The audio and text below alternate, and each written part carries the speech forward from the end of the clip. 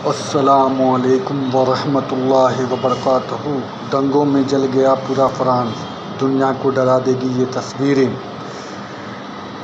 France में हालात बेकाबू होता जा रहा है। एक 17 साल की किशोर की हत्या के बाद शुरू हुआ विरोध प्रदर्शन अब बदले की आग के रूप में पूरे देश में फैल गया है।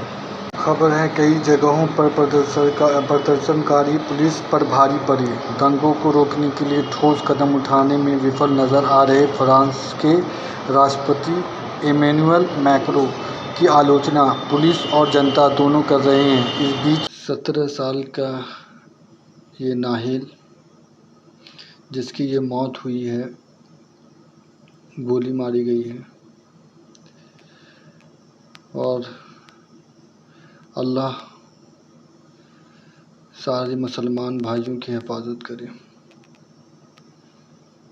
जहाँ भी मुसलमान हैं अल्लाह उनकी मदद करे। अल्लाह बहुत रहीम है, करीम है। अल्लाह हिफाजत करने वाला है। अल्लाह तमाम मुसलमान की हिफाजत कीजिए। आमीन सुम्मे आमीन।